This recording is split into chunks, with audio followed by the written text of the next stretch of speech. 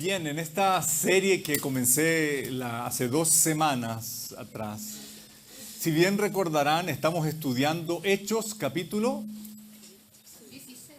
Muy bien. Hechos 16. ¿Y por qué he considerado importante compartir este pasaje? El título de estas enseñanzas se llama Una oportunidad para recibir buenas noticias. Y pregunté la semana pasada o hace 2 semanas atrás, ¿a quién le gusta recibir buenas noticias? A todos, ¿no es cierto? Bueno, entonces qué importante es buscar oportunidades para compartir buenas noticias, para recibir buenas noticias. Parte del contexto de Hechos 16, y haré un resumen breve, Pablo tiene todo un deseo, era un hombre muy enfocado en querer compartir de Cristo. Él deseaba con todo su ser que todos conocieran a Jesús. Creo yo que es una oración absolutamente válida y importante poder decir, Señor, coloca en mí esa misma pasión de yo compartir a la gente de Cristo, de ver la necesidad de las personas. Sin embargo, todo el deseo que Pablo tenía para hablar acerca de Jesús y de la redención que uno encuentra en él, no nos da autoridad para hacer las cosas a nuestra manera. ¿Sí?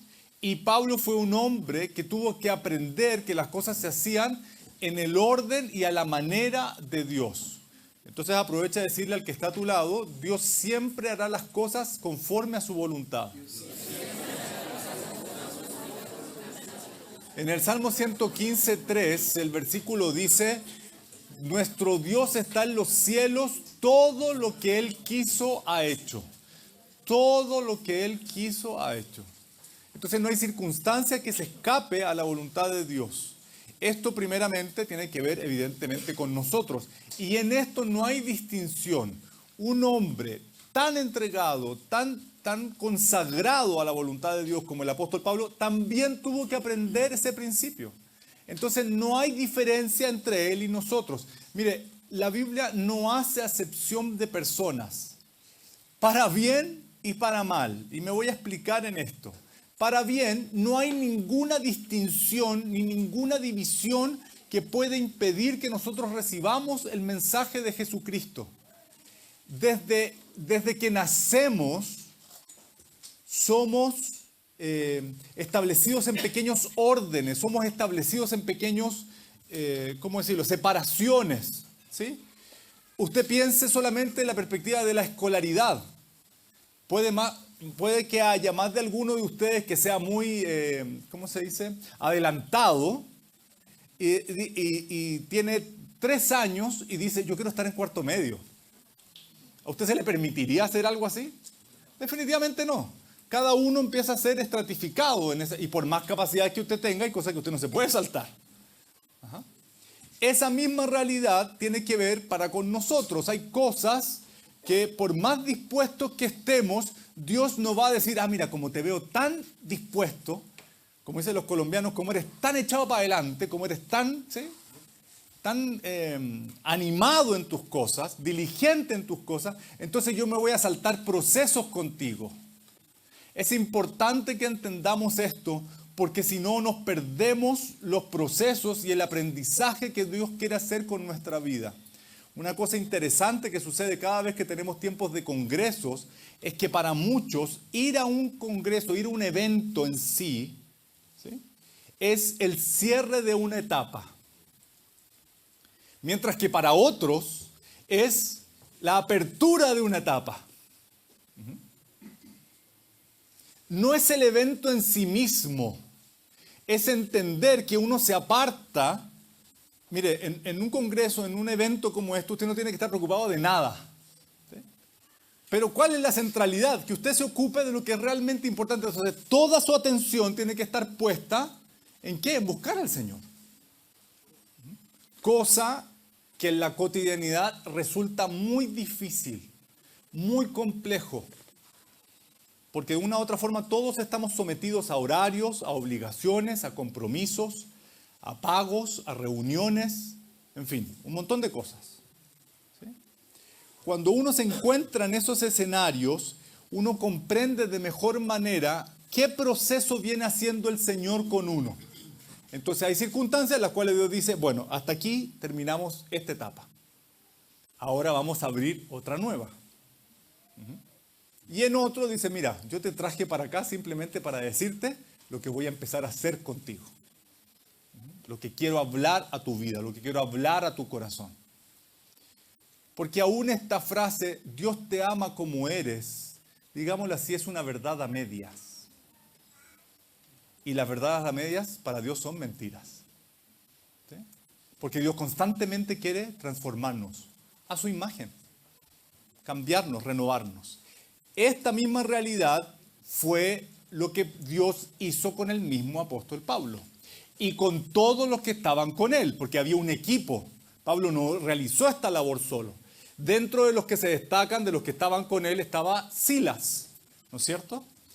Había un hombre que se dedicó a registrar todas las cosas, que es precisamente por quien, gracias a Dios, hoy tenemos registro del libro de los Hechos, que es Lucas. ¿Cuál es la profesión de Lucas?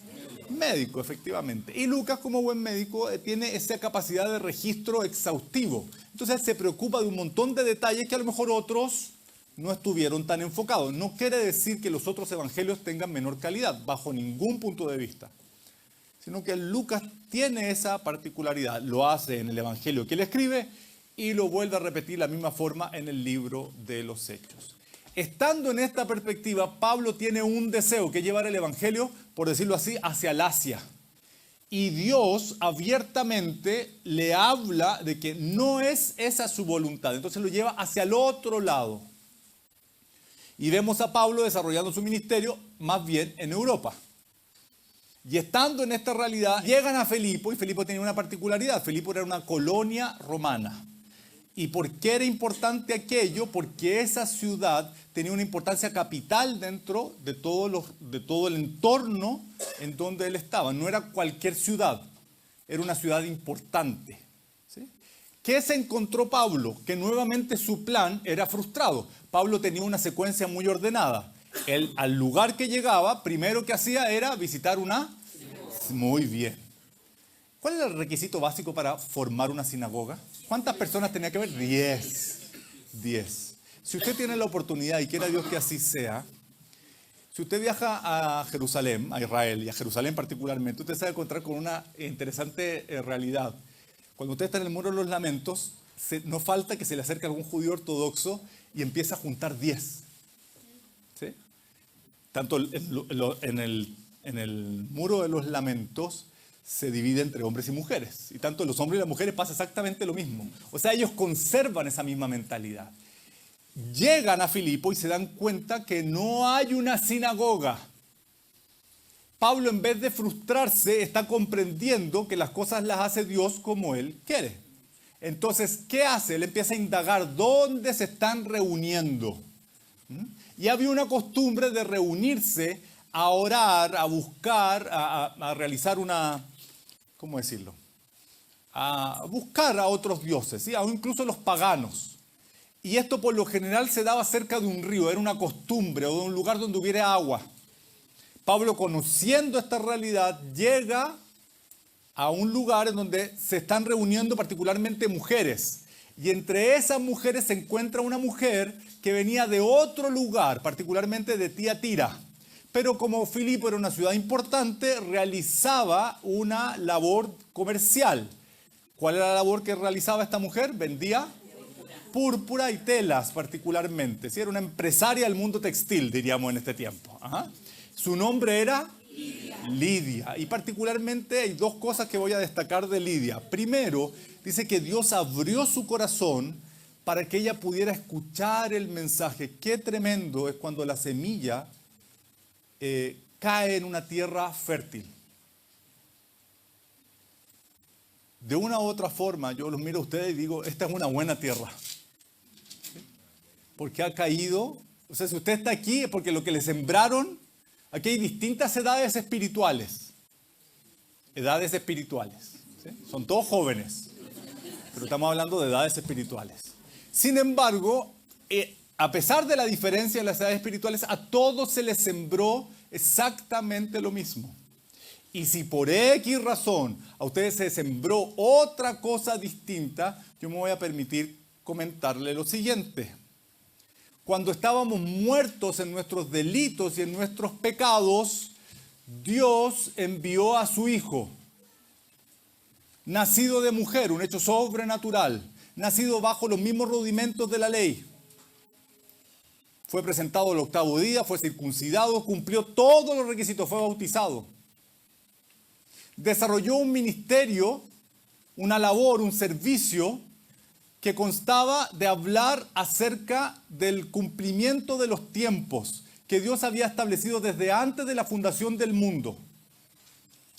Jesucristo predicó acerca del pecado, de las consecuencias del pecado, de que Dios iba a juzgar el pecado. Lo hizo en el principio, lo sigue haciendo hasta el día de hoy y lo va a hacer hasta el final. ¿Entiende usted que el gran problema del ser humano es el pecado? Dile al que está a tu lado, el gran problema en tu vida es el pecado. Como el gran problema en nuestra vida es el pecado, la única forma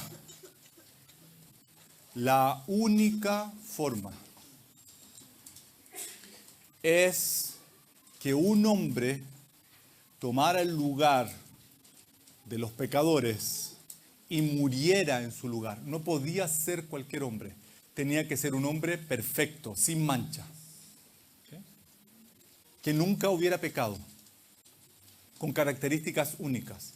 Solamente en Jesucristo se cumplió aquello. Jesucristo fue a la cruz a morir injustamente. Fue sondeado por Pilato. Pilato no encontró delito en él. Fue sondeado por Herodes. Herodes lo menospreció, no encontró delito en él. Pilato intentó salvarlo de la muerte. Sin embargo, a la hora, como se dice, del té, él se lavó las manos. De ahí la frase, ¿sí? Se lava las manos como Pilato, lo cual le fue considerado como condena, porque el que sabe hacer lo bueno y no lo hace, le es contado por pecado. ¿Sí?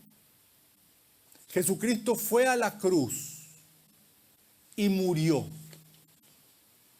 Un hecho determinante es que Él derramó toda su sangre. Cuando cumplió con el sacrificio, declaró: consumado es. Pagó el precio. Pero quedaba un pequeño gran detalle. El único que podía determinar si el sacrificio de Jesucristo era válido o no, era aquel que lo envió a morir a la cruz, Dios mismo. ¿Y cómo sabemos que Dios aceptó el sacrificio? Porque al tercer día después de haber muerto, Jesucristo resucitó. Hasta el día de hoy. Damas y caballeros, les acabo de predicar el Evangelio de Jesucristo. En Romanos capítulo 10 dice que solamente podemos ser salvos a través de Jesucristo. Y que todo aquel que creyere en Él debe confesarle. Debe confesar a Jesucristo. Declararlo con su propia boca. Arrepentirse, pedir perdón y confesarle. ¿Quisiera usted recibir a Jesucristo el día de hoy? Les voy a invitar a orar, tanto los que están en la casa como acá. Amado Señor Jesús, gracias. Porque nunca es tarde para volver a recordar lo que tú hiciste en la cruz por nosotros. Pablo, al comprender esta verdad, vio la necesidad de que toda persona conociera acerca de las consecuencias del pecado, se arrepintiera e invocara el nombre de Jesús para ser salvo. En este día nos presentamos delante de ti y te damos gracias por la oportunidad que tenemos de arrepentirnos y de volvernos a ti. Yo los voy a invitar a orar conmigo. Poderoso Señor Jesús, te doy gracias porque el día de hoy yo escucho que tú fuiste a la cruz a morir por mis pecados. Me arrepiento, Señor, y te pido perdón. Y en este día te recibo como mi Señor y mi Salvador. Te pido que tomes el control de mi vida y que de aquí en adelante cada decisión que yo tome lo haga bajo tu perfecta dirección. En este día, por fe, he nacido de nuevo. En el nombre de Jesús. Amén.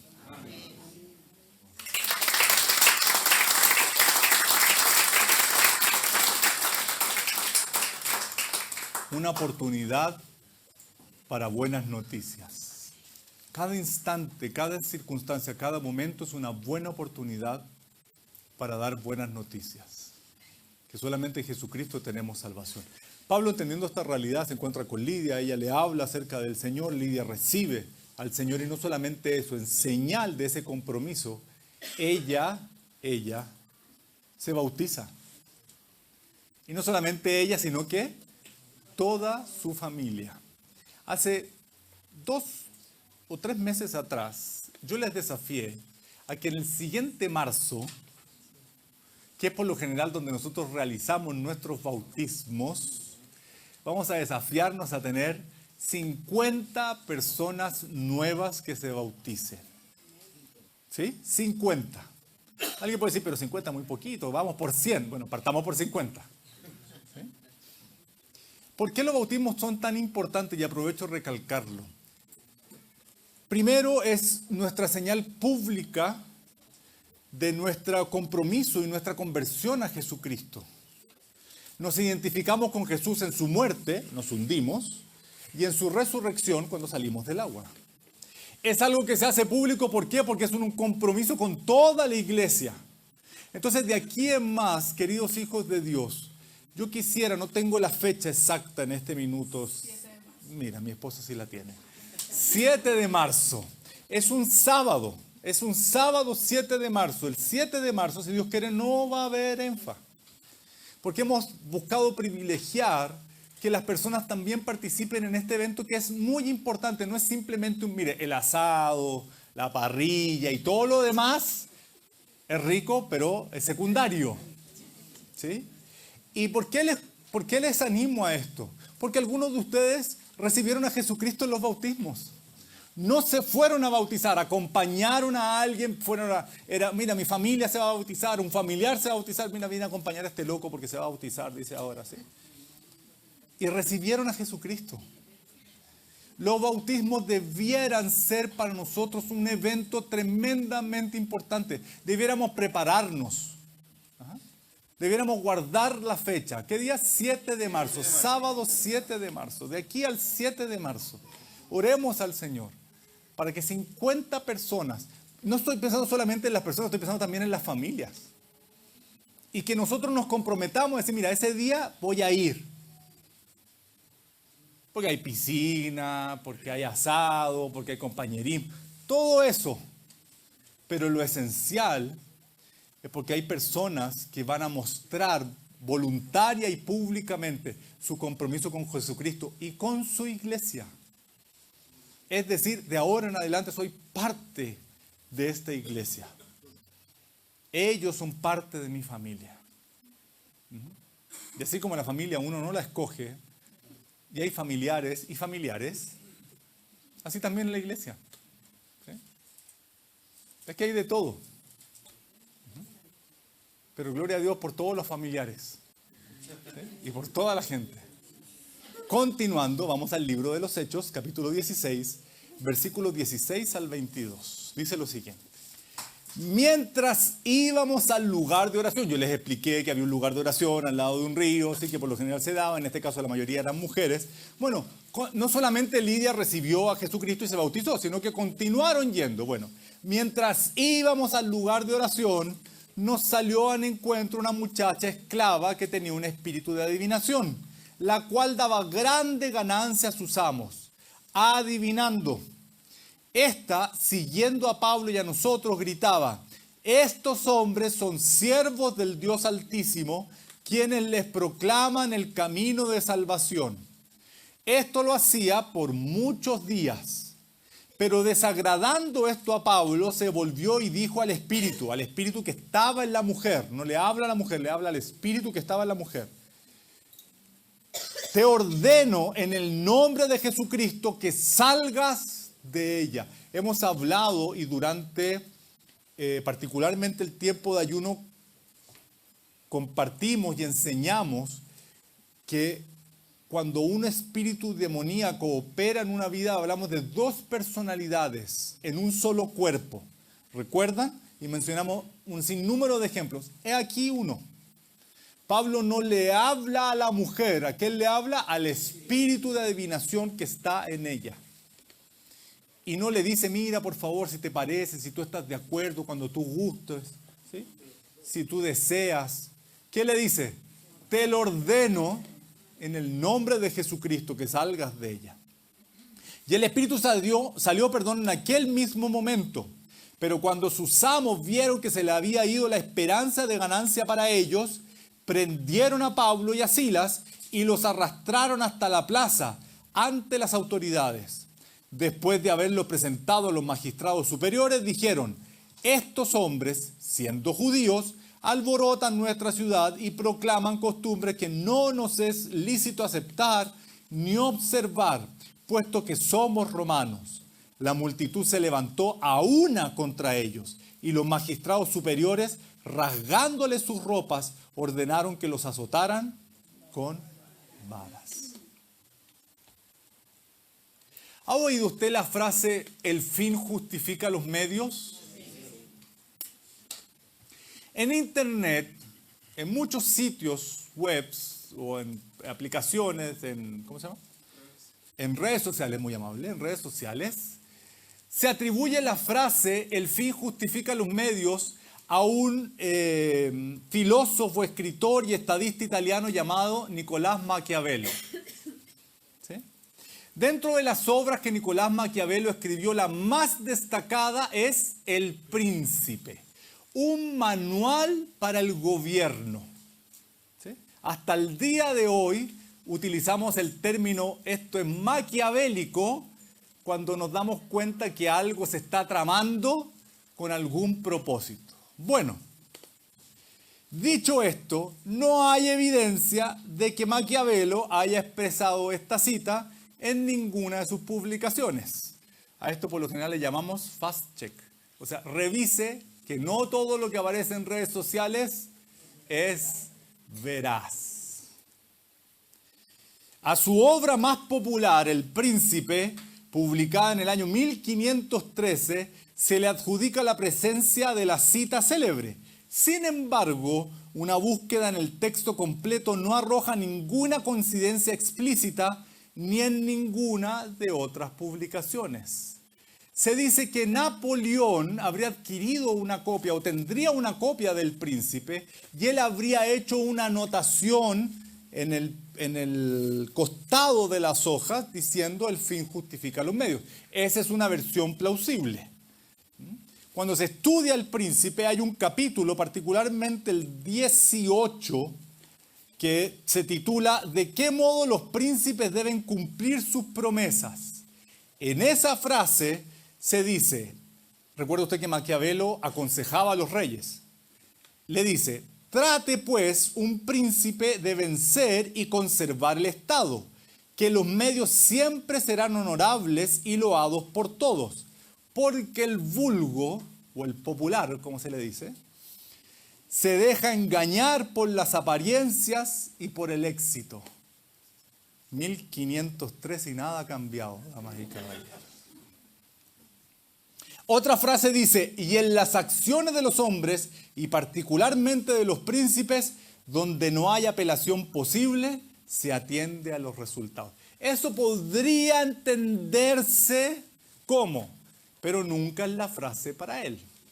Posteriormente, En 1650, un señor llamado Hermann Busenbaum, que es un teólogo alemán, habría escrito en su obra El núcleo de la teología moral la siguiente frase que está en latín: cum finis est licitum, etam media sum licita. ¿Entendió?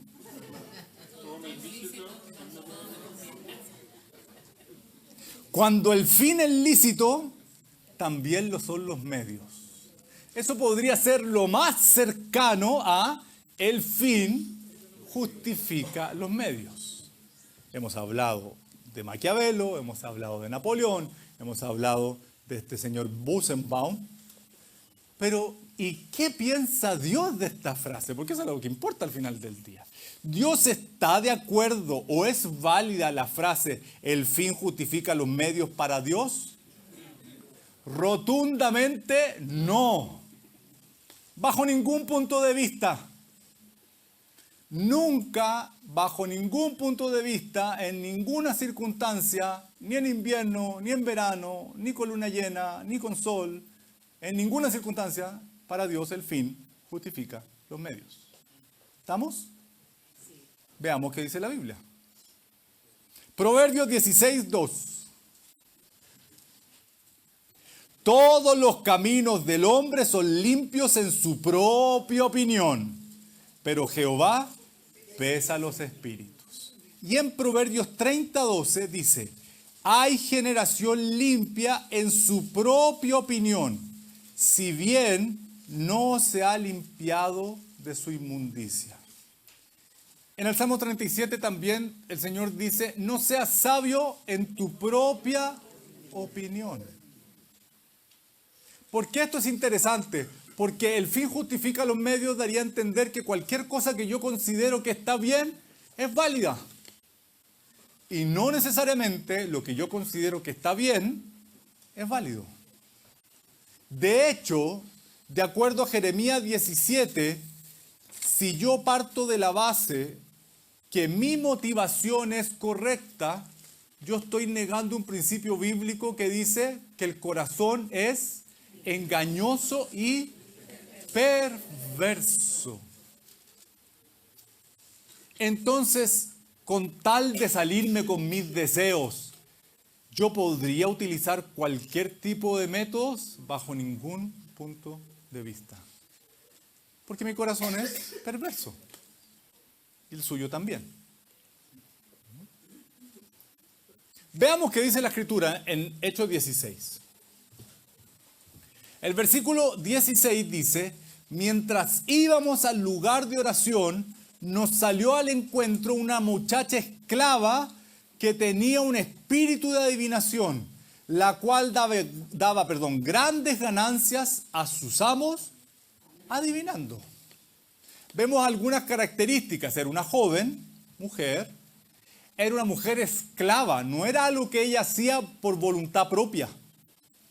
Su gran, entre comillas, atributo era adivinar, hecho que no estaba puesto en duda de a dónde provenía esa, entre comillas, capacidad. ¿Sí? Cuando usted tiene un talento, cuando usted tiene una capacidad, hay distintas formas en que esa persona lo recibe. Algunos dicen: mire, yo tengo facilidad para esto porque resulta que mi papá o mi mamá, o lo aprendí, o en mi familia, o el entorno en donde crecí. ¿Sí? Tengo cierta facilidad. Si a esta joven le preguntaron: ¿y tú a dónde aprendiste a adivinar? Lo más probable es que no se cuente una historia alegre, ni una historia bonita. Ya sea por un traspaso de herencia o por un hecho puntual, ella recibió o permitió que en su vida entrara un espíritu de adivinación.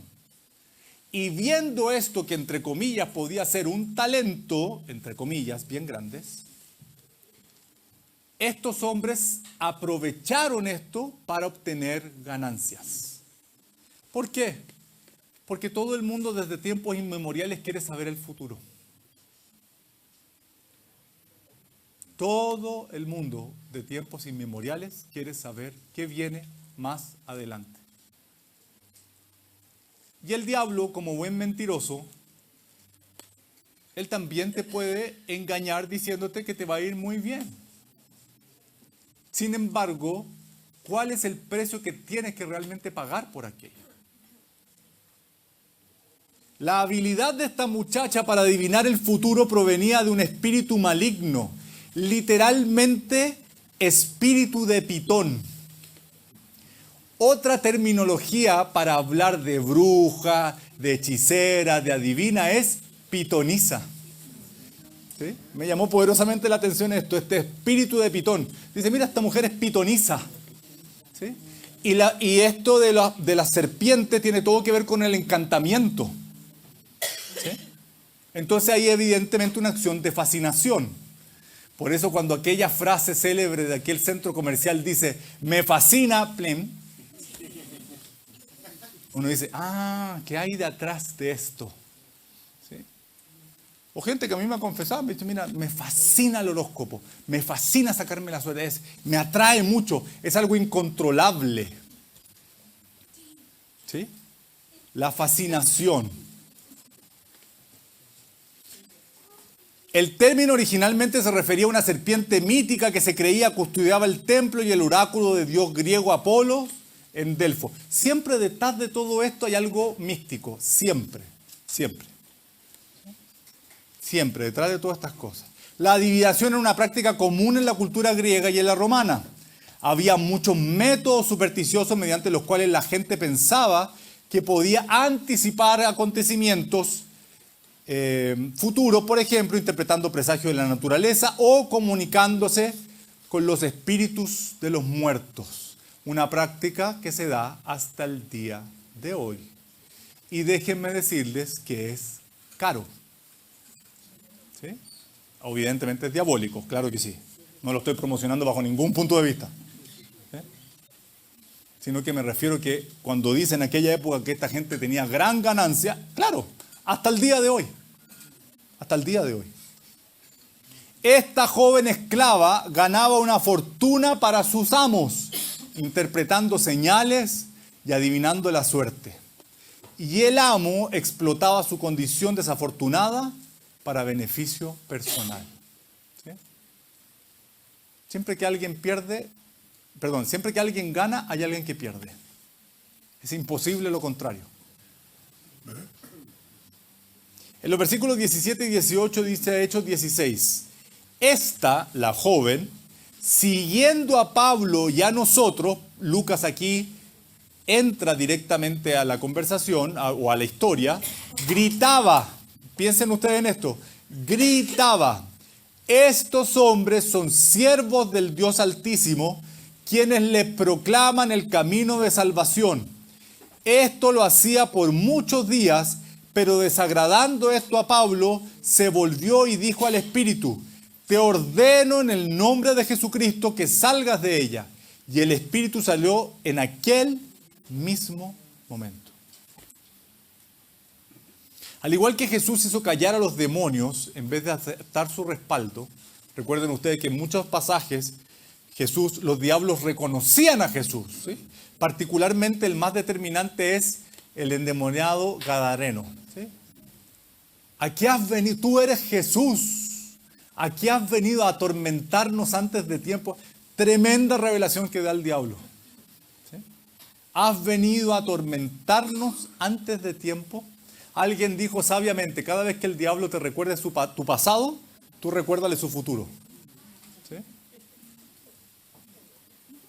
Pablo siguió el ejemplo de Jesús y como esto le desagradó, porque no era una vez, se repetía vez tras vez, vez tras vez, vez tras vez. Como le desagradó esto, ¿por qué le desagradó? Porque la publicidad venía de un espíritu malo que estaba ofreciendo a través de esta muchacha. Lo que la joven esclava decía era cierto. Efectivamente, esos hombres estaban allí para predicar la salvación. Sin embargo, ¿por qué Pablo permitiría que un demonio proclamara la verdad. De tantos años leyendo la Biblia nunca había pensado en esto. El diablo estaba diciendo la verdad, claro. Y uno podría decir, bueno, el fin justifica los medios. Esta mujer está diciendo la verdad, está proclamando lo que es verdadero. ¿En qué estaba Pablo, Silas, Lucas y todo el equipo? Hablando del Evangelio. Pero ¿por qué Pablo le desagradó tanto? Si Pablo hubiera aceptado el testimonio del demonio, habría dado a entender que la buena noticia estaba ligada a actividades demoníacas. Esto hubiera dañado el mensaje acerca de Cristo, porque la verdad y la mentira y la maldad no se mezclan. La verdad y la maldad no se mezclan.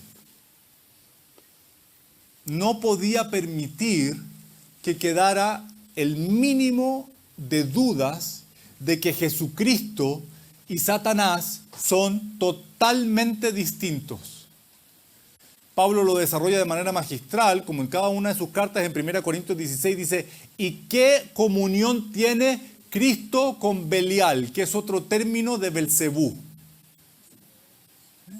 ¿Qué comunión tiene la luz con las tinieblas? Ninguna.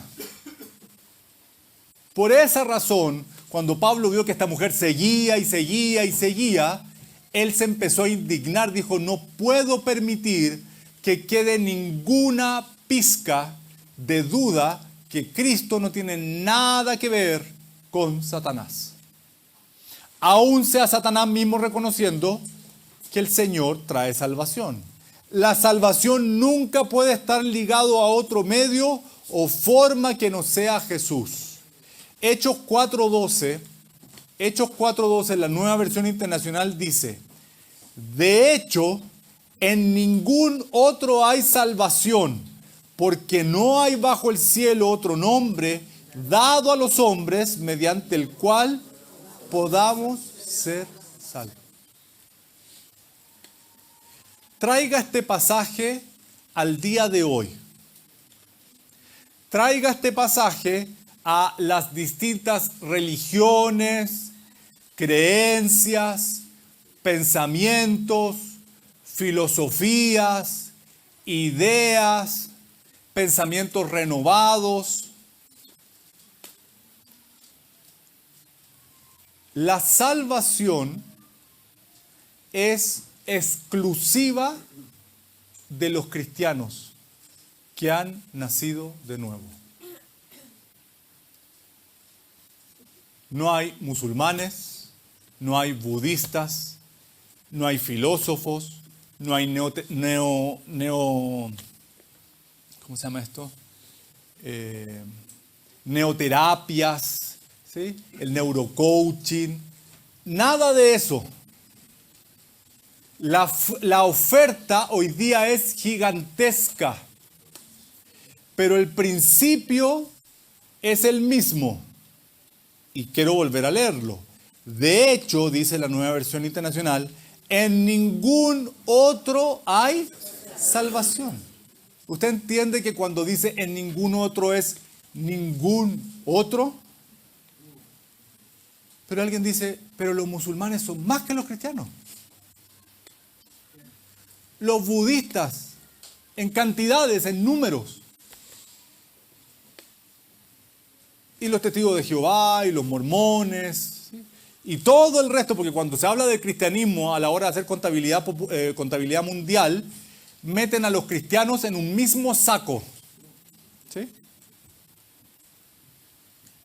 Y la Biblia dice, solo hay salvación en Jesucristo. En nadie más. Pero ¿cómo si es tanta gente? O sea, ¿tanta gente se va a perder? Yo he estado toda esta semana con angustia en mi corazón por esto, por este pensamiento. Y cuando voy a la Biblia, voy a Génesis y veo el caso de Noé. Jesucristo dijo, cuando yo venga, será como en la época de Noé. ¿Recuerdan? Bien. Dentro de las características es que Noé y su familia estaban construyendo un arca. Un arca en un lugar que no había llovido nunca. Un arca en el desierto. Si usted mete los planos del arca en la época de Noé a la inteligencia artificial le dice, no hay registros de un arca en este lugar porque en este lugar no llueve. Y todo el mundo conocido se burló de Noé. ¿Cuánto tiempo se demoró Noé en construir el arca? 120 años de predicación. ¿Cómo predicó Noé? Contra naturaleza, contra lógica, gracias, contra lógica. ¿Qué hace un hombre construyendo un arca? Y por favor, el arca no es esa arca de bañera que por lo general se muestran en los libros, ¿sí? ¿Han visto que el arca no es como una bañera? ¿Sí? Una tina. No, el arca de Noé tiene otras dimensiones y tiene otra forma. De hecho, es más rectangular que en forma de tina. ¿Sí? Y tiene pisos. ¿Estamos? Da. Entonces, Noé predica con su vida contra lógica, dando testimonio durante 120 años acerca de que él creía que el juicio de Dios iba a venir. Hasta que llegó el día. Noé entra al arca y con él los animales, ¿no es cierto?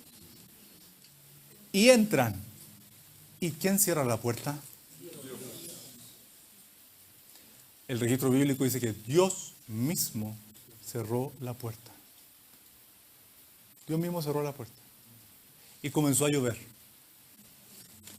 Y comenzó a llover y las fuentes de la tierra también se abrieron. La inundación cataclísmica, como se le conoce, de la época de Noé, no solamente está registrada en la Biblia. Hay otras civilizaciones que también registraron este hecho. La inundación del mundo conocido está registrado en distintas fuentes. Es un hecho bien estudiado y bien corroborado. ¿Qué me ha tenido con angustia, hijos de Dios? No hay un registro específico como lo podríamos tener hoy de cuánta gente había en el mundo. Hoy día se calcula que son 8.000 billones, ¿sí? ¿8 billones? ¿Cuánto? 8.000 millones. Eso es mucha gente. Y dice que cerró el arca y murió toda la gente excepto 8 personas. Cuando yo, como les comparto, digo, Señor, he estado toda la semana pensando esto. 8 personas. ¿Cuán temible es Dios que puede decidir acabar con toda la humanidad y salvar 8 personas? Hijo de Dios, ¿usted entiende esto?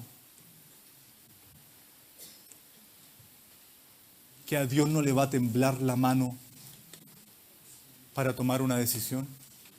¿Usted entiende esto? Que Dios no va a dudar para tomar una decisión. Erradicó a toda la humanidad en la época de Noé, excepto 8 personas. Quedaron en la tierra 8 personas. Con 8 personas, Él volvió a repoblar la tierra. Mire, yo lo animo a que usted piense esto toda la semana. Usted dice, ¿qué tiene que ver esto con Hechos 16? A lo mejor no tiene nada que ver. Pero ¿por qué me angustia? Porque digo, así es Dios.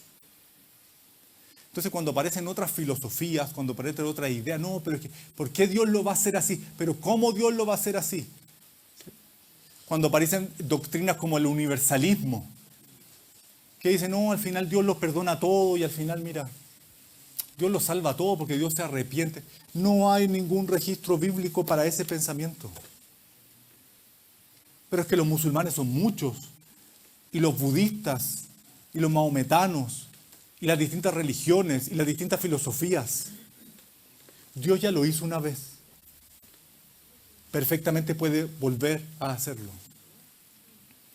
Entonces, cuando pensamos en esto, esto no es un juego. No es un juego.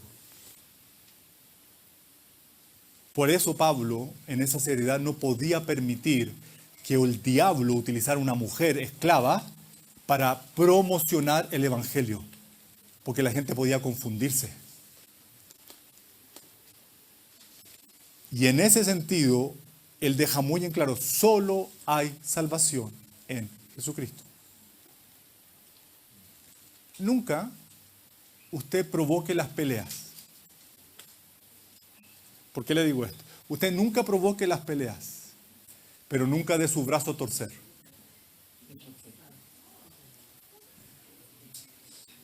Porque hoy más que nunca nos va a pasar. Yo no quiero discutir contigo. Entonces reconoce que Mahoma también se puede salvar. No.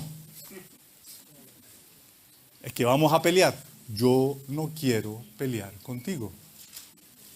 Pero la Biblia dice que solamente en Jesucristo hay salvación. Pero yo no quiero pelear contigo. Eres un intransigente. ¿Sí? Eres un cabeza de termo. ¿Sí? No entiendes. ¿Sí? Eres un duro. Eres del paleolítico. No quiero pelear contigo, pero solamente en Jesucristo hay salvación. Versículo 19 al 22. Estoy en Hechos 16. Pero cuando sus amos vieron que se le había ido la esperanza de ganancia para ellos, tomaron detenido a Pablo y a Silas y los arrastraron hasta la plaza ante las autoridades. Después de haberlos presentado a los magistrados superiores, dijeron: estos hombres, siendo judíos, alborotan nuestra ciudad, y proclaman costumbres que no nos es lícito aceptar ni observar, puesto que somos romanos. La multitud se levantó a una contra ellos, y los magistrados superiores, rasgándoles sus ropas, ordenaron que los azotaran con varas. Que esta joven hubiera sido liberada, para Pablo, Silas, Lucas y el resto, fue un tremendo problema. Un tremendo problema. Y es aquí en donde muchas veces se va a probar nuestro carácter. Si yo voy por la vida queriendo evitar problemas, usted va a tener problemas con Jesucristo.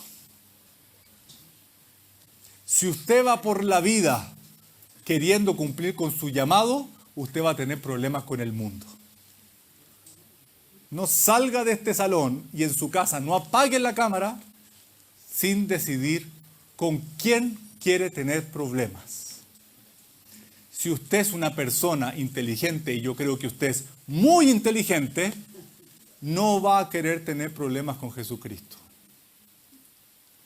Pero parte de mi papel es decirle, usted los problemas no se los va a poder sacar de encima. Por eso hay gente que prefiere no recibir a Jesucristo, para mal de ellos. Dice, no, porque me va a poner en problemas.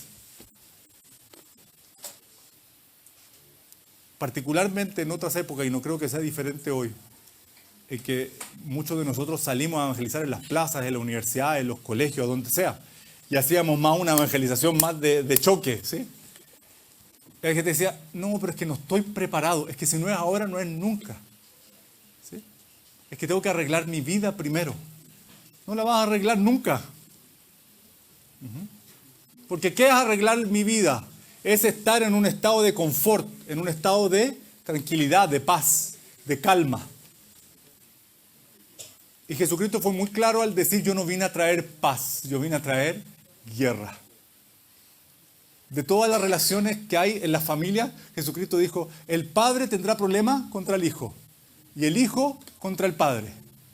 Visionariamente dijo: la suegra contra la nuera y la nuera contra la suegra. Por causa de Jesucristo. No como tiene la cocina, como cuida al niño, como nada de esas cosas. Por causa de Jesucristo. Y todas las relaciones van a estar complicadas precisamente por eso.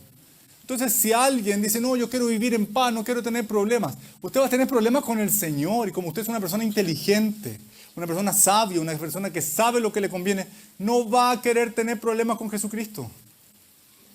Pero sepa que va a tener problemas con el mundo. Ellos, los amos, amos, bien digo, de esta muchacha, al ver que habían perdido la fuente de sus ingresos, se enfurecieron. Y esta es una realidad muy bien registrada en la Biblia. A ellos no les importaba, a estos amos de esta mujer, de esta joven mujer, no les importaba que Pablo y Silas estuvieran hablando de las verdades eternas. No les importaba que esta joven mujer por fin fuese libre del espíritu diabólico que la oprimía. A ellos no les importaba toda la obra que el Señor estaba haciendo. ¿Qué era lo único que les importaba? El bolsillo, la ganancia. Como diríamos actualmente: ¿y cómo voy ahí? ¿Ha escuchado usted esa frase? ¿Y cómo voy ahí? ¿O cómo vamos en eso? Te tengo el negocio. ¿Y ahí cómo vamos? ¿De cuánto estamos hablando exactamente? Lo único que a esta gente le interesaba es: ¿qué me da de comer? Esto fue parte de lo que yo también compartí en el Congreso de Varones respecto del trabajo. Si haces trampa, pierdes. Si para ganar tu dinero tú haces trampa, pierdes. Y con toda autoridad puedo decirte: nada, ningún peso de la plata que tú recibas haciendo trampa va a quedar para ti. Nada. Ni un peso. Entonces yo les ruego, por favor, si alguno está metido en algo trucho, en algo equivocado, salga de ahí rápido. Devuelva esa plata. Rápido, rápido. Para muchos, a mí me gusta la actualidad. Porque digo: Señor, como tú haces las cosas sabiamente. Muchos están muy sorprendidos con la Contralora, ¿sí? Con la labor que la Contralora está haciendo. Y cuando me han preguntado, yo he dicho: ¿sabes qué? Ella no ha hecho nada extraordinario. Ella ha hecho simplemente lo que tiene que hacer. Lo triste es hasta dónde está metida la gente en cosas turbias, en cosas sucias, en cosas oscuras. Que esta mujer, a quien no tengo el placer de conocer, haciendo su trabajo, pilla rápidamente a la gente. Y como mi abuelita decía: más rápido se pilla un mentiroso. ¿Ustedes estaban con mi abuelita también? La misma abuelita.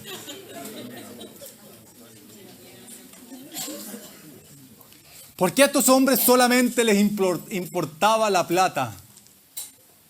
Porque ellos tenían un señor. Ellos eran amos de una mujer esclava. Pero ellos tenían un señor también. Mateo 6:24, que haría bien usted en subrayar, en la versión Nueva Traducción Viviente dice lo siguiente: nadie puede servir a dos amos, pues odiará a uno y amará al otro. Fíjese, por favor, y alabo al Señor por la oportunidad que tenemos de tener estas otras versiones de la Biblia, que conservan los principios, pero en muchos aspectos añaden palabras que son más fáciles de entender para nosotros. Usted entiende que lo que Jesús está diciendo aquí es, no es que me cae bien y me cae menos bien. Este me cae simpático y este me cae gordo, como se dice. Dice, a uno lo va a amar y al otro lo va a odiar. No hay medias tintas. No hay medias ideas, medios conceptos. Vuelvo a repetir, nadie puede servir a dos amos, pues odiará a uno y amará al otro. Será leal a uno y despreciará al otro. No se puede servir a Dios y estar esclavizado al dinero. En la Reina Valera se utiliza el término mamón para hablar del Dios de las riquezas. Entonces hay tres conceptos que podemos destacar de este pasaje. Cuando hablamos de idolatría, de hecho el apóstol Pablo declara lo mismo, dice que los avaros son idólatras, que los codiciosos son idólatras, tomando el principio que el Señor enseña. Entonces, cuando hablamos de términos de dinero y Dios, o es amor y odio, o amo a Dios o amo al dinero. Que hoy es muy frecuente decir eso, ¿sí? Amo mis zapatillas, amo mi teléfono. ¿Ha visto usted eso? ¿Usted cree que para Dios sería grato eso?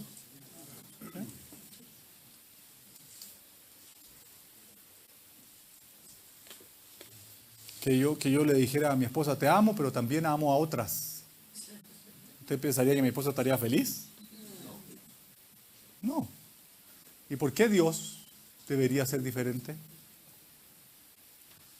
Oh, Señor, te amo. Pero cuánto amo mis zapatillas, Señor. Cuánto amo mi auto, mi teléfono, mi casa. ¿Sí? Amor u odio. ¿Qué más dice el pasaje? Lealtad o desprecio. Daniel, si no reconoces, estoy hablando del profeta, si no reconoces y no te arrodillas ante mi estatua, dice Nabucodonosor, ¿a dónde le voy a enviar? Los leones. A los amigos lo envió al horno de fuego. A los leones. Y a los amigos fue exactamente lo mismo. Si ustedes no se arrodillan y no reconocen a mi estatua, los voy a enviar al horno. ¿Sí? Y me gusta ese pasaje. Lamentablemente ellos son conocidos como los amigos de Daniel. Pero cada uno de ellos, Sadrach, Mesach y Abednego, que son más conocidos lamentablemente por sus nombres babilónicos, también escribieron su propia historia. Y ellos dijeron, no, rey, tienes que saber una cosa. No nos vamos a arrodillar ante estatua. No nos vamos a arrodillar. Porque Dios nos va a salvar, dicen ellos. Pero si por alguna razón Dios no nos salva, ten por seguro que estamos dispuestos a ir hasta la muerte. Porque esto se trata de lealtad o desprecio. Y hoy más que nunca estamos en una posición en que tenemos que demostrar nuestra lealtad, demostrarla. No dé por sentado eso. No, pues yo soy hace tanto tiempo. No. Demuestre su lealtad. O es amor u odio, o es lealtad o es desprecio. Y termina diciendo, o es servicio o es esclavitud. Cuando servimos a Dios, lo servimos voluntariamente. Soy esclavo voluntario. Él me hizo libre. Hay un principio en el libro de Deuteronomio que declara que la forma en que los esclavos pueden ser libres y hay todo un procedimiento.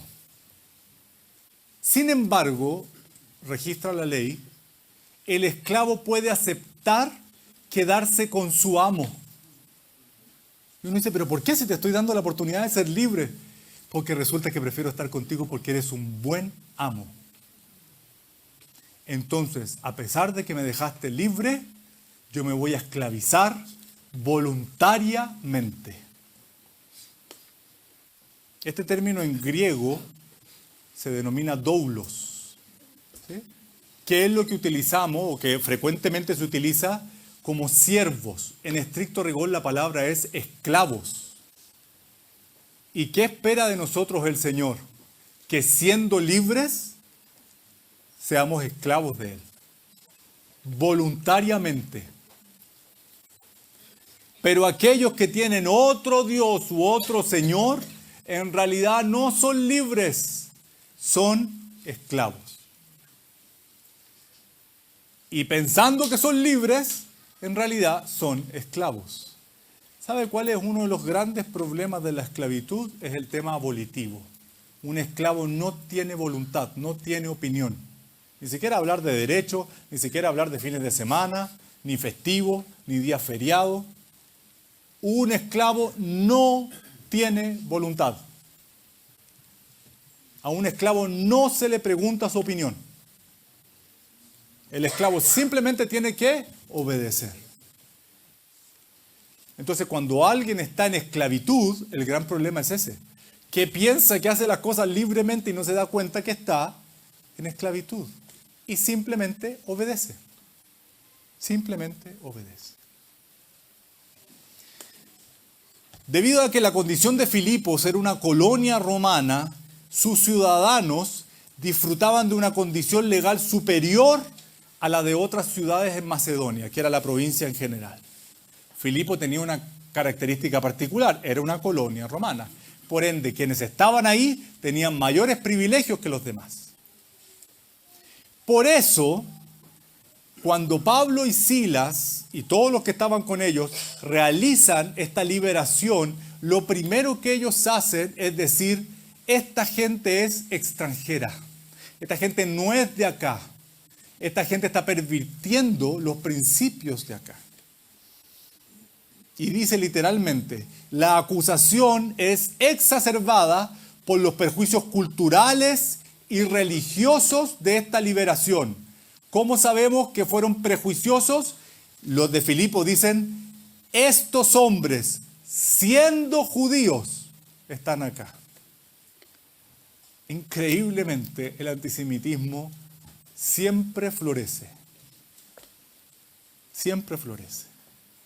Irónicamente, al poco andar, saldría a la luz que Pablo y Silas son ciudadanos romanos a los que se les está violando sus derechos cívicos. Ellos los metieron presos así a la mala y no sabían que a pesar de ser judíos en realidad eran ciudadanos romanos. Y se metieron en un lío que se los cuento la próxima semana. Claro. ¿Por qué esto es interesante?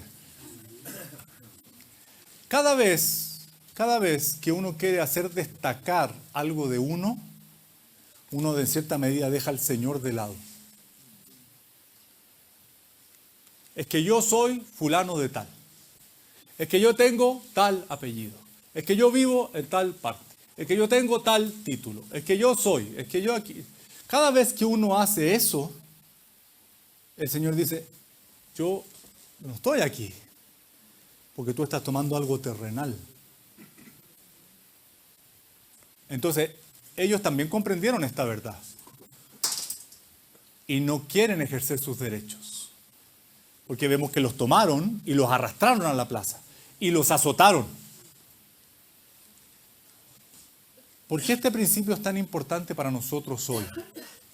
Porque cada vez que nosotros queremos hacer destacar algo por sobre los demás, vamos a perder la defensa más importante que es la del Señor. Y en este minuto vamos a decir que hay tres grandes grupos en el mundo. Uno, los judíos, que están en stand-by, están ahí. ¿Sí? Ellos no saben lo que viene. Muchos no saben, algunos sí, pero no saben lo que viene. Otro, la iglesia. Ese es otro grupo. Los que han nacido de nuevo. ¿Quiénes son parte de la iglesia? Los que han nacido de nuevo. Dile al que está a tu lado. ¿Quiénes son la iglesia? Los que han nacido de nuevo.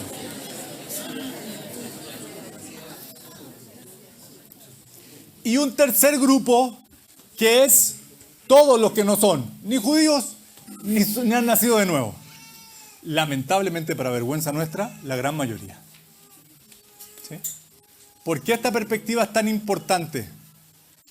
Porque si uno quiere asimilarse a esa perspectiva del mundo, uno inevitablemente pasa a ese grupo.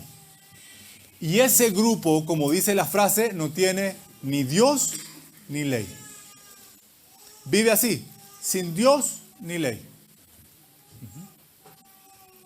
En Lucas 17, versículos 32 al 33, hay una enseñanza muy interesante que yo hace mucho tiempo atrás, cuando en esta misma casa nos reuníamos adelante. ¿Sí? ¿Recuerdan algunos de ustedes que nos reuníamos y estábamos más estrechos? No había ventiladores, no había ni la mitad de las cosas que teníamos acá. Pero tengo la impresión que éramos más felices.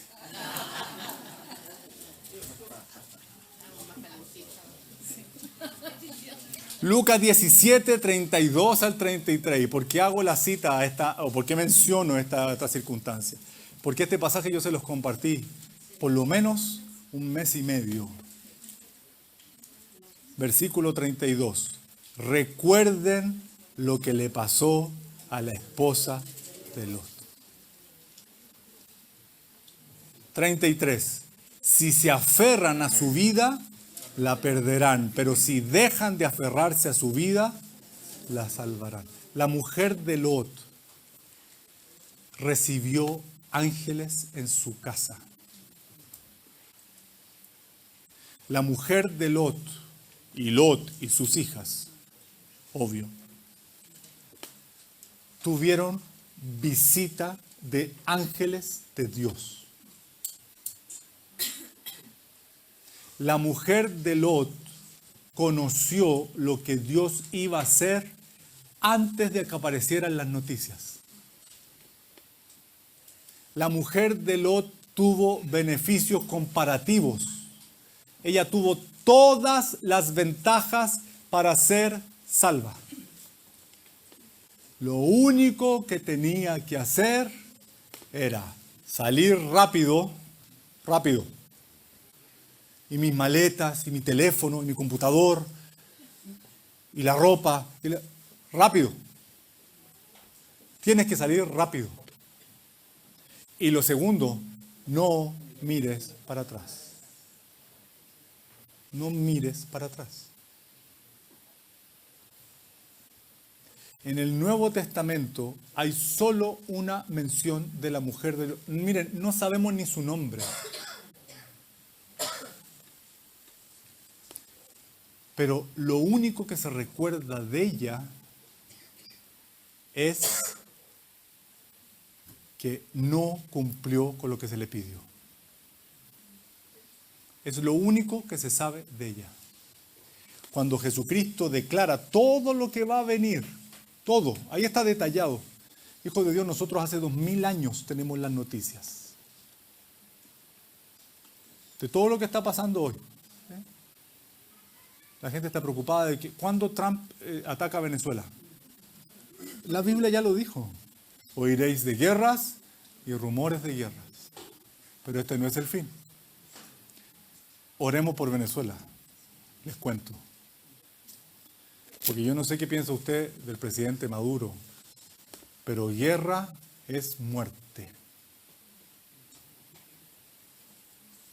Guerra es muerte. Entonces a mí me ha dado vuelta esto. Para nosotros desde acá, y aún para los venezolanos que están acá, ¿sí? Pues decir, que lo hagan ayer, gracias, que lo hagan ayer. Pero otra cosa es la gente que está allá. Con guerra hay muerte. Eso debiéramos pensar, Señor, que no haya guerra.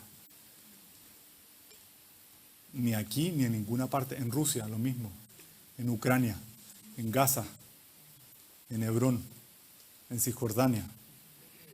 Eso es muerte, ¿sí? ¿Qué? En Nigeria, en Sudán. Bueno, para nosotros es fácil sacar el teléfono y decir, mira.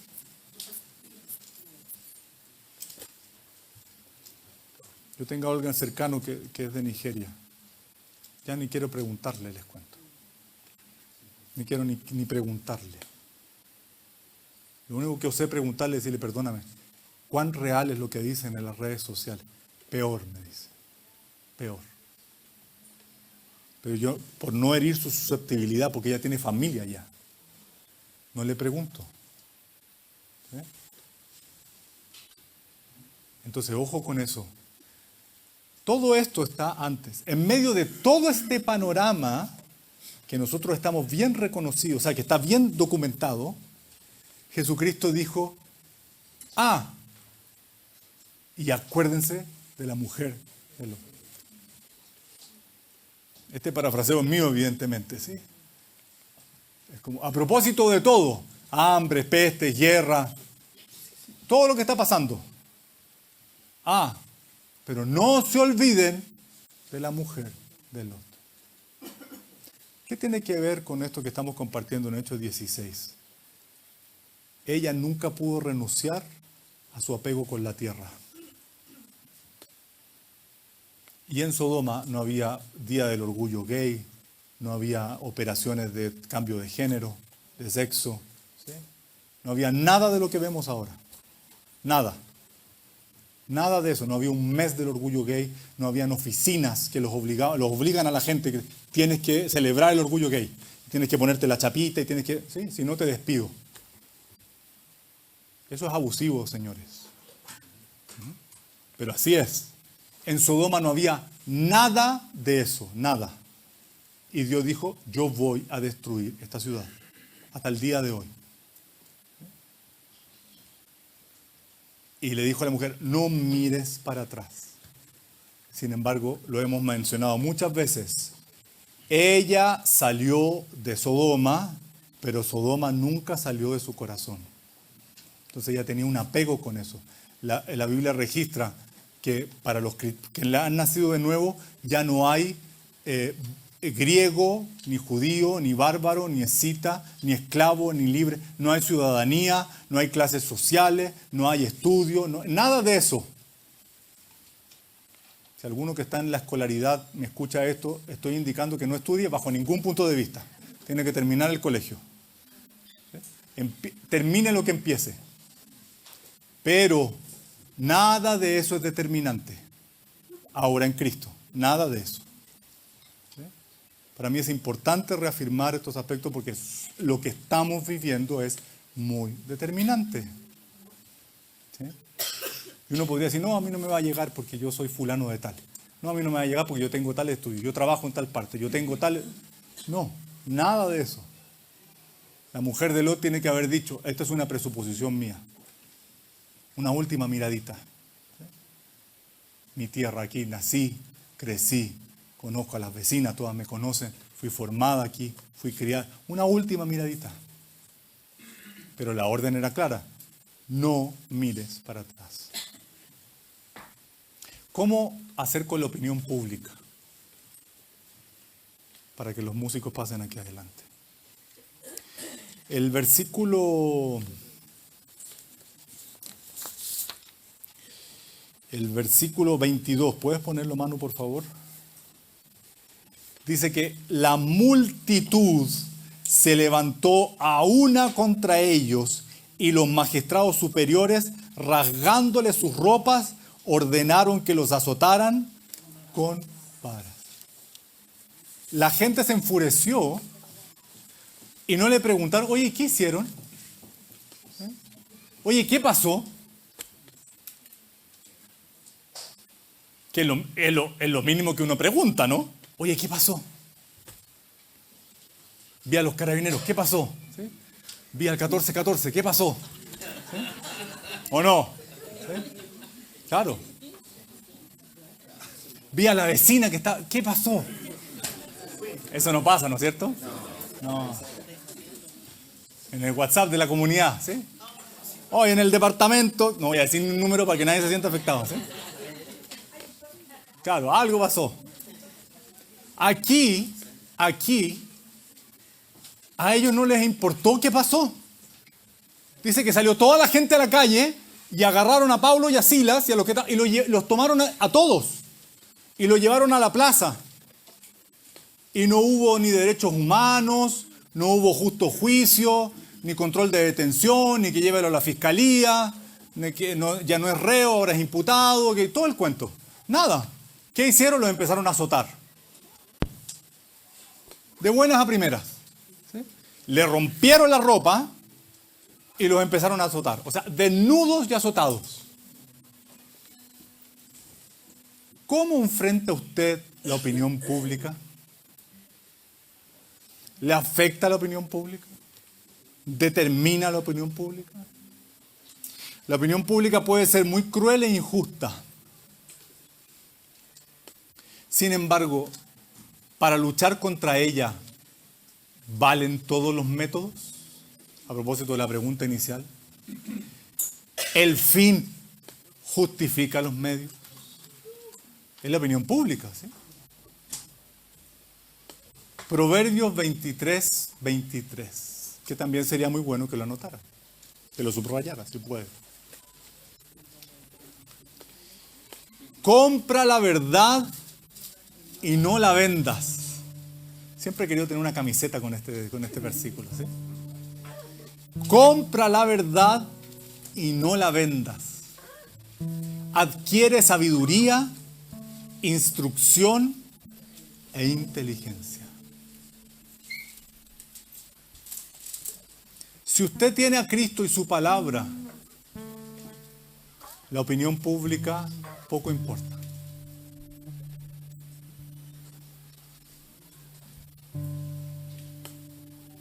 Para nosotros, la palabra de Dios es más determinante que la opinión pública. Más determinante que la moda, más determinante que lo que digan los demás. Pero esto es una decisión muy personal en lo profundo. Porque es algo con lo cual debemos lidiar todo el tiempo de nuestra vida.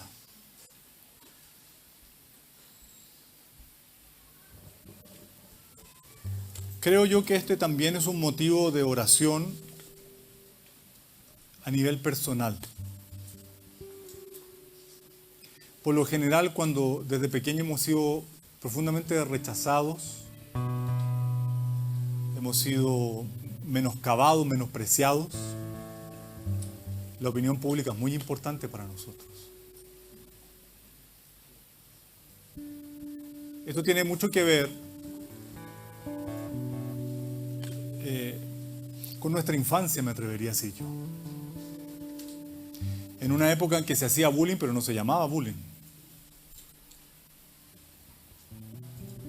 Hoy día la humillación pública tiene los norteamericanos dirían un fancy name, un nombre de fantasía, ¿sí? Bien bonito, para decir lo que es humillación, lo que es menosprecio, lo que es rechazo. Entonces, cuando llegamos a Cristo, también tiene que haber sanidad respecto de aquello. Porque, mire, para mí fue muy determinante. Yo no sé si a lo mejor mi experiencia le va a servir a usted, pero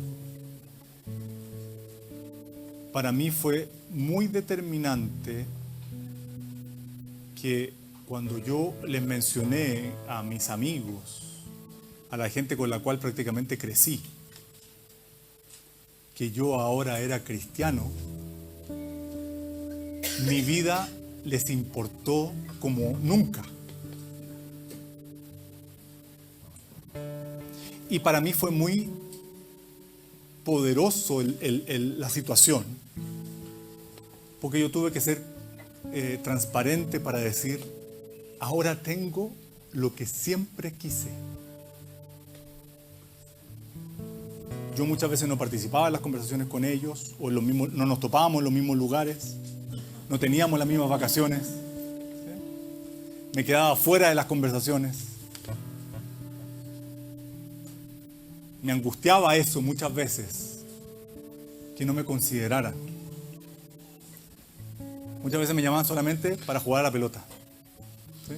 Ese era el reconocimiento que tenía.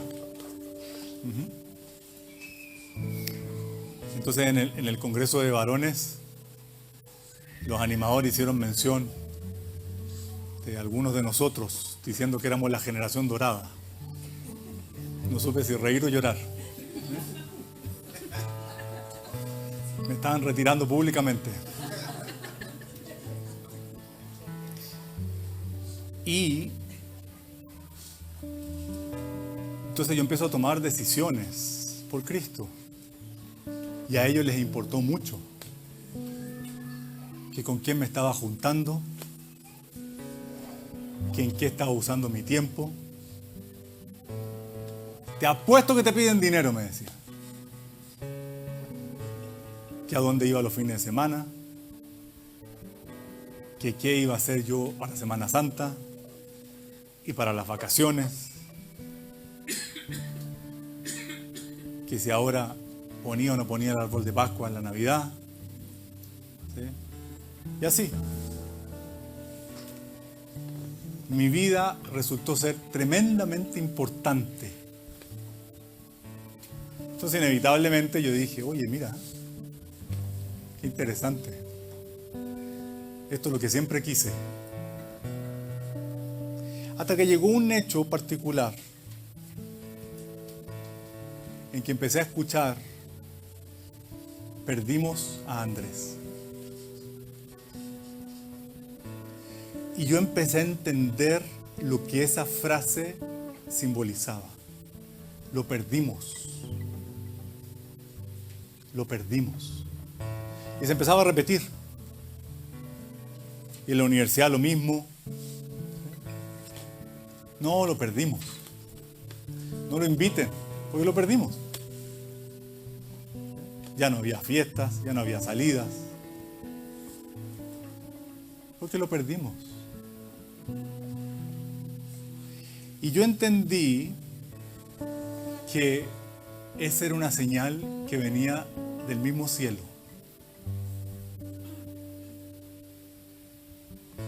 Porque Jesucristo vino a recuperar lo que se había perdido.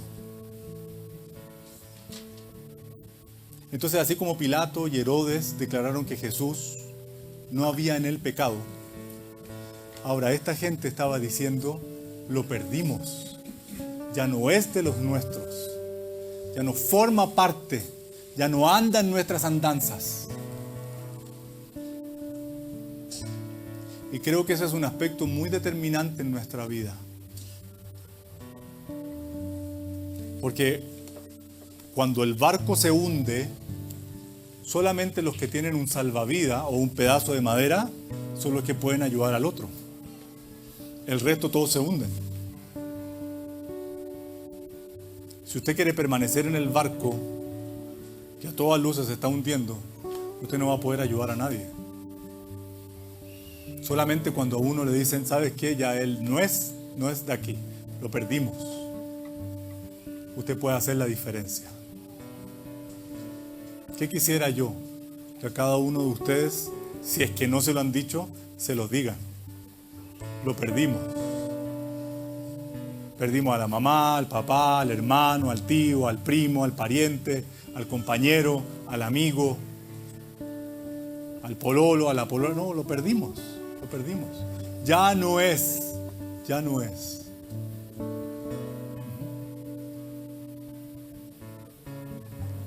Porque es la única forma de realmente pertenecer a Cristo. ¿Con qué se identifica?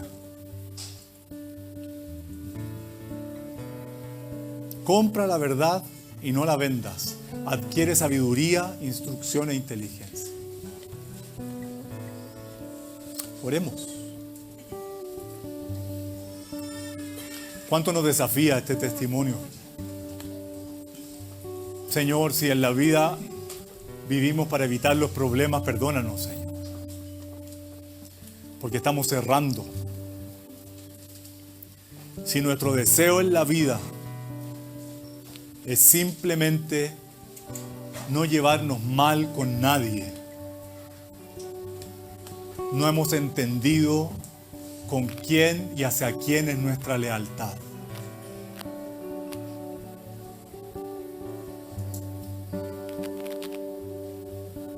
Esta muchacha, producto de una acción del mismo diablo, producía gran ganancia a quienes la tenían esclavizada. Y a pesar de que la estrategia de Satanás era confundir, utilizando a una mujer pitonisa, una mujer adivina, para proclamar las buenas nuevas de salvación en el nombre de Jesucristo. Pablo, Silas y sus compañeros tuvieron tan determinación, tanta claridad, para ordenar que en el nombre de Jesús esta mujer fuese libre, total y completamente libre. La libertad de esta joven, la restauración de esta joven, la liberación de esta joven le generó un tremendo problema. Le generó humillación, le generó el odio de todas las personas que estaban ahí alrededor. Tuvieron que enfrentar el menosprecio de la opinión pública, los azotes, el que les rompieran sus vestiduras. Pero no les importó. No se refrenaron. No se detuvieron. Cumplir con la voluntad de Dios en favor de esta joven y de todos aquellos que estuvieran escuchando era un precio que ellos estaban dispuestos a pagar por causa de Jesucristo.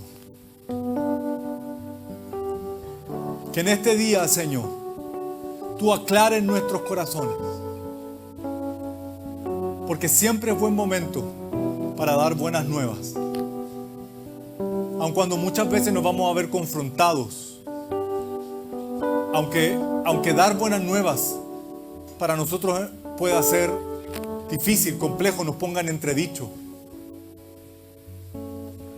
Qué gozo podemos experimentar cuando los otros digan, los perdimos. Ahora ellos le pertenecen a otro. Ya no son más de los nuestros. Y que así sea, Señor. Y que así sea constantemente.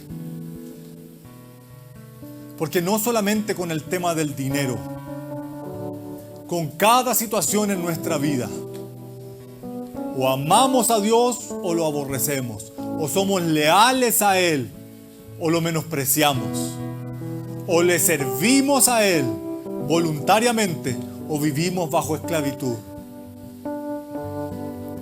La libertad de esta joven muchacha que daba gran ganancia a sus amos, adivinando, siendo oprimida por el mismo diablo, trajo perjuicio para Pablo, Silas, Lucas y todos los que con ellos estaban. Sin embargo, ellos estuvieron dispuestos a pagar ese precio. Porque vieron en esta situación una buena oportunidad para compartir las buenas nuevas. Que esa sea nuestra mentalidad también, Señor. En toda circunstancia y en toda situación. Te adoramos, bendito Jesús. Te bendecimos, amado Señor.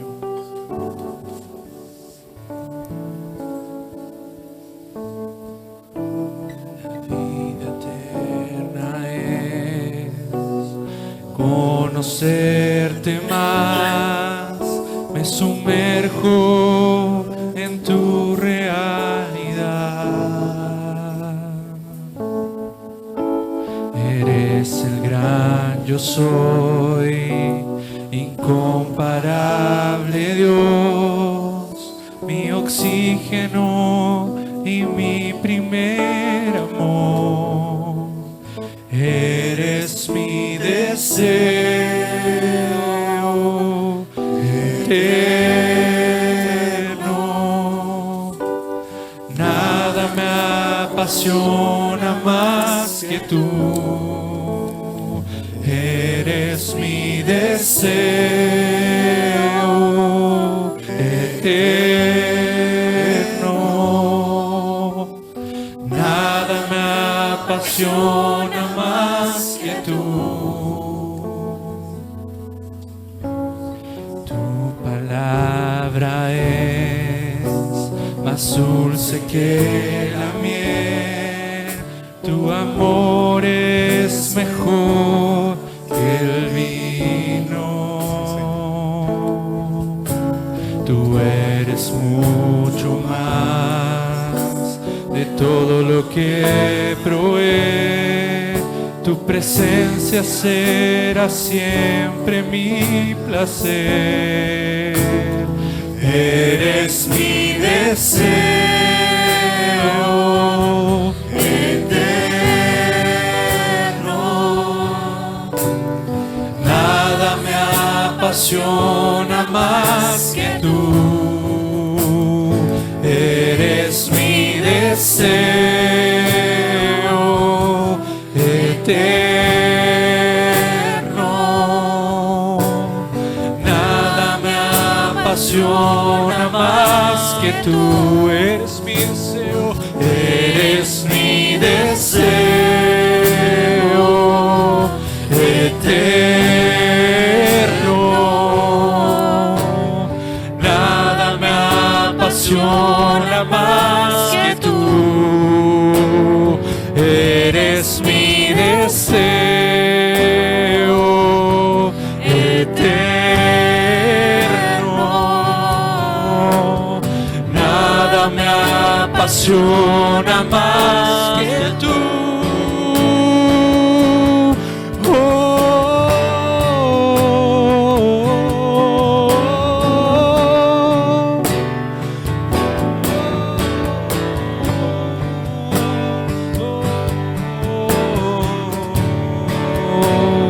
Cristo Jesús, eres mi plenitud. Cristo Jesús, eres mi plenitud. Cristo Jesús, eres mi plenitud. Cristo Jesús, eres mi plenitud. Si te tengo a ti, lo tengo todo, mi amado, mi tesoro. Fuera de ti, nada deseo, Señor.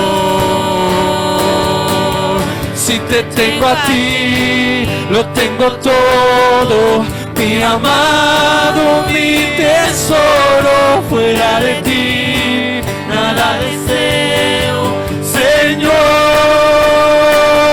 Cristo Jesús, eres mi plenitud. Cristo Jesús, eres mi plenitud. Cristo Jesús, eres mi plenitud. Cristo Jesús, eres mi plenitud. Si te tengo a ti, lo tengo todo, mi amado, mi tesoro. Fuera de ti, nada deseo, Señor. Si te tengo a ti, lo tengo todo, mi amado, mi tesoro. Fuera de ti, nada deseo. Señor, si te tengo a ti, si te tengo a ti, oh, lo tengo todo, mi amado, mi tesoro, fuera de ti, nada deseo. Señor, si te tengo a ti, lo tengo todo, mi amado, mi tesoro, fuera de ti, nada deseo. Señor, Cristo Jesús, eres mi plenitud. Cristo Jesús, eres mi plenitud. Cristo Jesús, eres mi plenitud. Cristo Jesús, eres mi plenitud.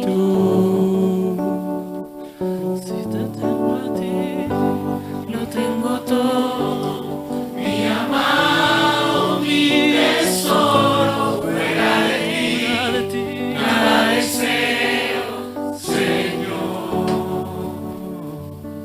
Y si te tengo a ti, lo tengo todo, mi amado, mi tesoro, fuera de ti, nada deseo, Señor. Cristo Jesús, eres mi plenitud. Cristo